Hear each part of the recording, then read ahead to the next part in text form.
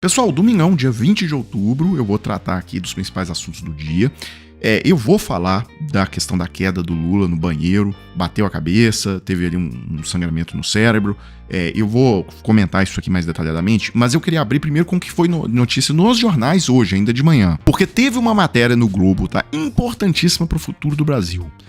Frente mais ampla, o governo prevê alianças à direita para evitar avanço do bolsonarismo no Senado em 2026. A gente sabe que por trás desse assunto está envolvido todo tipo de lixo, tá? Desde impeachment de Alexandre de Moraes até impeachment de outros ministros do STF, anistia para quem tentou golpe, a anistia justamente para se tentar dar um golpe mais à frente, um golpe militar. Então, todo esse lixo está envolvido nesse assunto do Senado. Então, qual que é a questão? No Senado, vão ser renovados 2/3 das vagas, tá?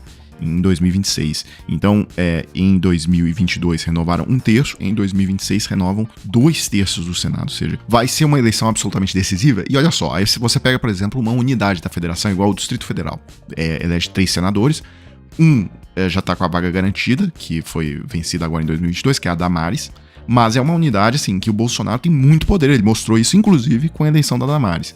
E aí você tem uma das 3 vagas do Distrito Federal que vai ter que ser renovada em 2026, tá? Vai para disputa em 2026, que é a vaga da Leila do Vôlei, por exemplo.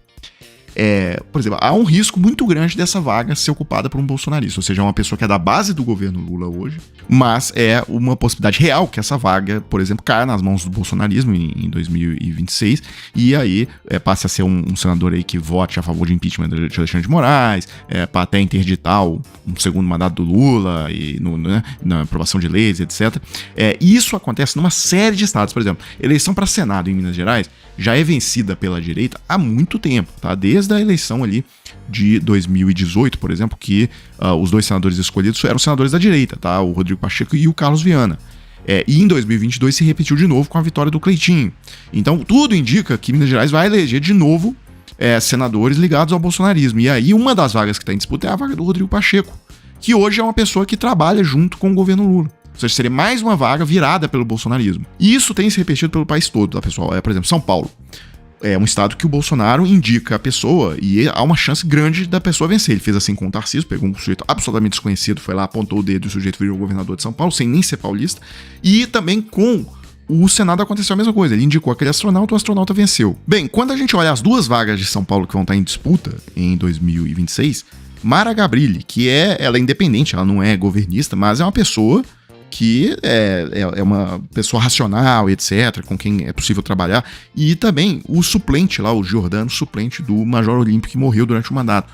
São 2 senadores com quem o governo Lula consegue, por exemplo, trabalhar. Né? Se essas 2 vagas forem vencidas por bolsonaristas radicais, vão virar 2 votos a mais a favor do impeachment do Alexandre de Moraes e 2 pessoas com quem não é possível trabalhar, não é possível. Então vejam como que a situação é completa. Isso também acontece no Espírito Santo, a vaga do Fabiano Contarato vai estar em jogo. No Espírito Santo tem vencido políticos bolsonaristas as eleições, então pode ser uma vaga também virada pelo bolsonarismo. E, na verdade, a maior preocupação que a reportagem relata é com a região norte, porque são vários estados nanicos, tá? Estados de 500 mil habitantes, que não chegam a 1 milhão de habitantes, Roraima, Amapá, etc. E cada um desses são 3 senadores. O Amapá tem o mesmo número de senadores. Com 500 mil habitantes, o Amapá tem o mesmo número de senadores que São Paulo, com 50 milhões de habitantes. Então, se o norte, ali com aquele monte de estado pequeno, Amapá, Roraima, o próprio Acre, etc., se cada um com 3 senadores, se ali o Bolsonaro fizer um strike, vai ser um impacto grande. E tem vários senadores hoje que trabalham junto com o governo, são inclusive petistas, por exemplo, Randolfo Rodrigues, do Amapá, o próprio Davi Alcolumbre, enfim. Então, qual vai ser a estratégia do governo? Apoiar candidatos que, mesmo que não sejam petistas, e mesmo que não sejam de esquerda, inclusive, mas que tenham alguma condição de vencer o bolsonarismo. Então, por exemplo, o governo já fala em apoiar Eduardo Leite para o Senado no Rio Grande do Sul, por exemplo. Já fala em apoiar Eduardo Braga no Amazonas, tá? Sujeito do MDB, e por aí vai. Bem, falar rápido aqui sobre o acidente do Lula, tá? Queda no banheiro, atendimento de emergência e pontos na cabeça, como foi o acidente doméstico que levou Lula a cancelar a viagem à Rússia. O acidente ocorreu dentro do Palácio da Alvorada e o presidente foi atendido na unidade do Hospital Sírio-Libanês em Brasília. O chefe do executivo é supervisionado por 3 neurologistas e passa bem. E aí a matéria também diz que, segundo auxiliares próximos, Lula está ativo e caminhando. O presidente está conversando nesse domingo com ministros que iriam acompanhá-lo até a cúpula dos BRICS para reajustar sua participação, entre eles Mauro Vieira, das Relações Exteriores, Exteriores, Alexandre da Silveira, de Minas e Energia, e Paulo Teixeira, do Desenvolvimento Agrário. Bem, e aí para fechar, emendando um assunto no outro, eu queria falar o que vai sair desse encontro dos BRICS, tá? Bem, você se lembra que no ano passado muito se falou sobre criação de uma moeda BRICS, tá? Eu falei, isso aí não vai sair. E não saiu, a Índia cancelou isso aí, porque a Índia tem um confronto militar em aberto com a China, na fronteira ali no Himalaia, tá? Eles lutaram uma guerra em 1962 e até hoje essa guerra não foi resolvida. Em 2020 teve um confronto ali. A Índia, em função desse confronto de 2020, firmou um pacto militar, inclusive, com vários adversários da China, Estados Unidos, etc. Então, a Índia não quer nem ouvir falar de uma moeda em conjunto com a China. Bem, então se não vai ter moeda em comum, vai ter uma coisa, tá, que vocês vão ouvir falar muito a partir de amanhã. É um novo sistema de pagamentos fora do SWIFT, fora do sistema internacional convencional lá criado em Bretton Woods, tá, em 1944. Olha só, hoje tá aí na tela quais moedas são usadas para o comércio internacional. Então vocês vejam que o dólar mais ou menos 55%, o euro opera em uma faixa de 20%, e depois tem a libra esterlina do Reino Unido, o ien japonês, e as demais moedas não chegam a 10%. Bem, toda a troca entre os países é feita pelos bancos centrais, e essas trocas, tá? Importação, exportação. Então, um brasileiro vende soja para a China, e aí como que é feito esse pagamento? Tá? O Banco Central do Brasil tem que conversar com o Banco Central da China para receber esses dólares e tal. Esse pagamento passa pelos Estados Unidos, porque ele envolve dólares, né? Então tem um banco, digamos, aliado, um banco parceiro nos Estados Unidos, aí a transação passa e aí o dinheiro chega no Brasil. Então, todo esse arranjo, ele é feito via Banco de Compensações Internacionais, o BIS, né, o BIS. Vou chamar aqui, a partir de agora, esse banco só de BIS. E ele é uma instituição que tem sede na Basileia, na Suíça. O BIS é considerado como o banco dos bancos centrais, tá? Então ele é como se estivesse acima, ele é uma reunião dos bancos centrais do mundo e é a principal agência de regulamentação e supervisão financeira internacional. Bem, o que acontece? O BIS, desde 2019, ele vinha trabalhando num projeto que chama M-Bridge, que visava retirar essa parte da transação que passa pelos Estados Unidos. Ou seja, ele queria, na verdade, criar uma solução mais rápida, que os bancos centrais fizessem a troca entre eles sem passar pelos Estados Unidos, tá?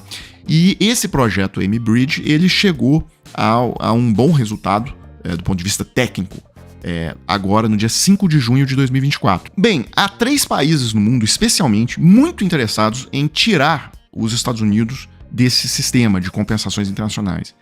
O primeiro deles é o Irã, porque o Irã financia uma série de grupos terroristas ao redor do mundo e tal. Os Estados Unidos cortaram o Irã desse sistema. Bem, a Rússia também foi cortada em função lá da invasão na Ucrânia em 2022, então a Rússia está doida para a criação de um novo sistema. E a China, que apesar de estar dentro do sistema atual, não tem nenhum banimento, a gente sabe que ela vem preparando aí uma invasão a Taiwan, né?